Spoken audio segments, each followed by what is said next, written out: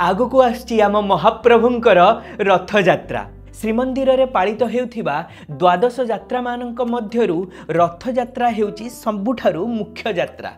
आम ओडिशार एहा हेउची प्रधान पर्व। पूरा भारत वर्ष रे अनेक देवादेवी मानक पई जेउ सब रथ तयारी होई थाए ता भितरु आम रथयात्रा पई तयारी होउथिबा रथ संपूर्ण भाबरे अलगा एवं एहार तयारी कार्य मध्य रहस्यमय।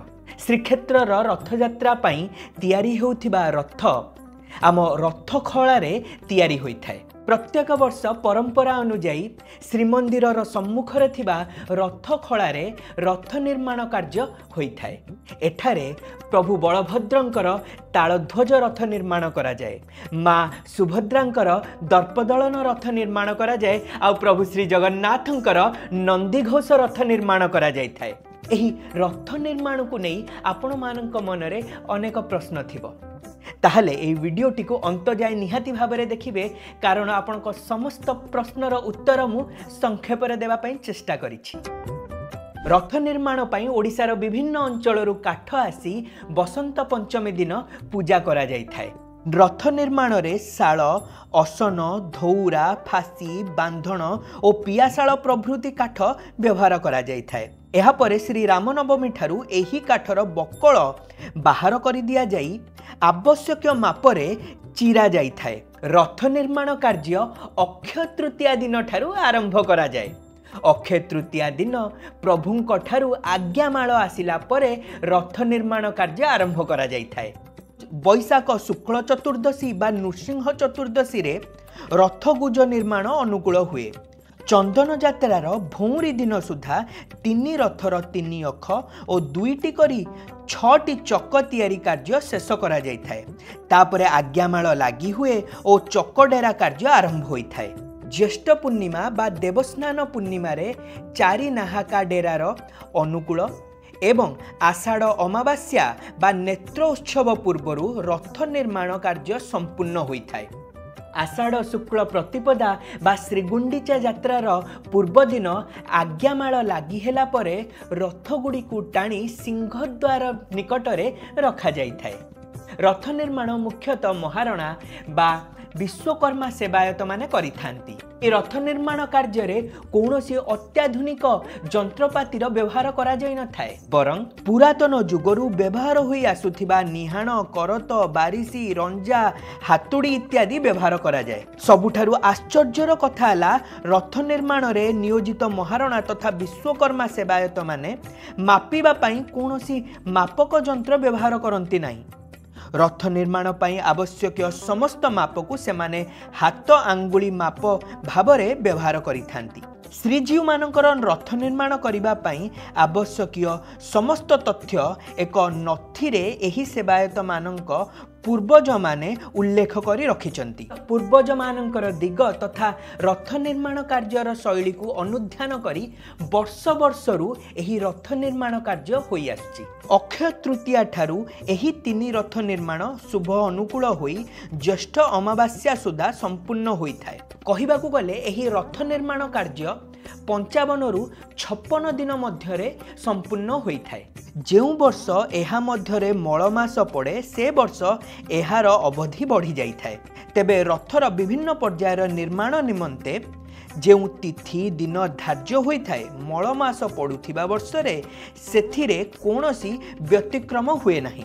महाप्रभुंकर नंदीघोष रथ को नाली और हलदी रंगर कपड़ा रे आच्छादित करा जाई थाए। गरुड़ एही रथ को जगुथिबा बेले दारुक सारथी भावरे रहिथांती।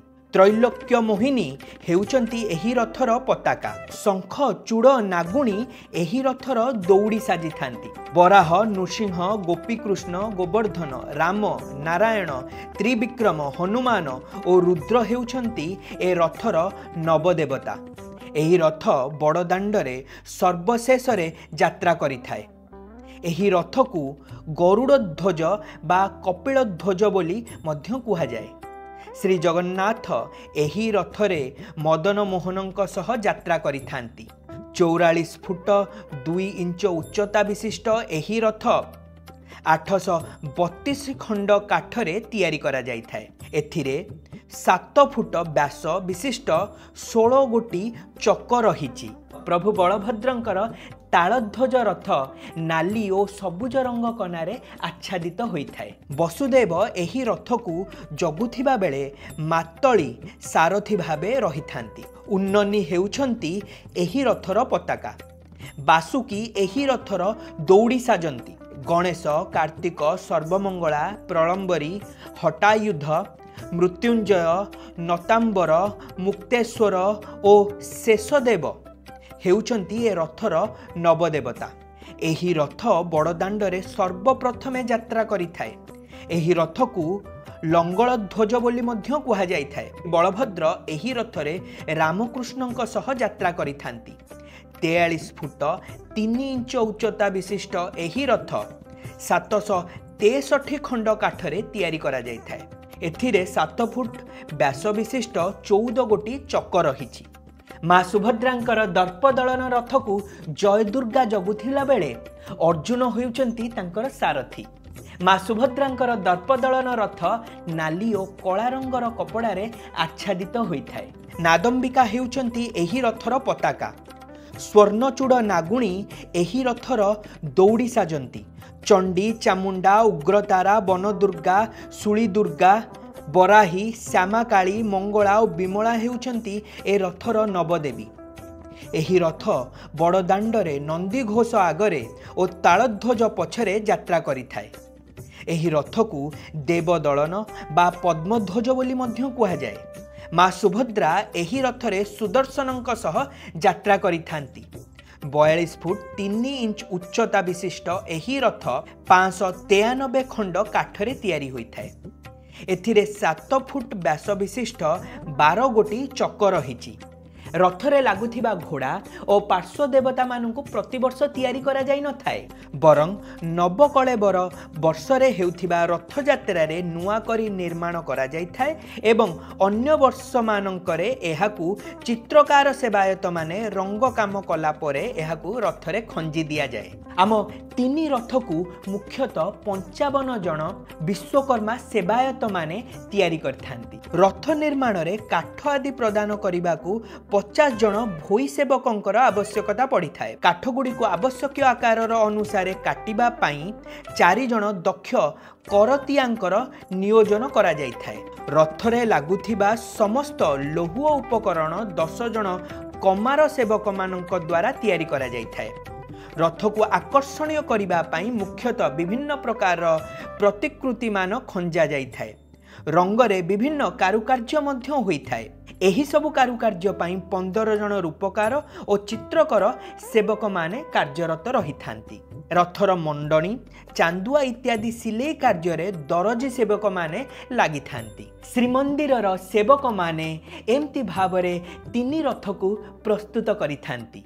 रथत्रयर एही निर्माण कार्य को पूरी पूर्त विभागर एग्जीक्यूटिव इंजीनियर एवं विशेषज्ञ कमिटी तदारक करि थांती। रथ टणा पूर्वरु श्रीमंदिर प्रशासन पूर्व प्रथा अनुजाई टंका 50 फीस भावरे ट्रेजरी चालाणा माध्यम दाखल करी रथ चलिबा उपयुक्त बोली पूर्त विभागरु एक सर्टिफिकेट मध्य हासिल करि थांती। ताहले बुझिले तो आम 3 रथ किभଳି भाबरे तैयारी होई थाए। एमती सुंदर सुंदर वीडियोस देखिबा पई चाहुथिले मो चैनल को निहाती भाबरे सब्सक्राइब करंतु। जय जगन्नाथ, वंदे उत्कल जननी।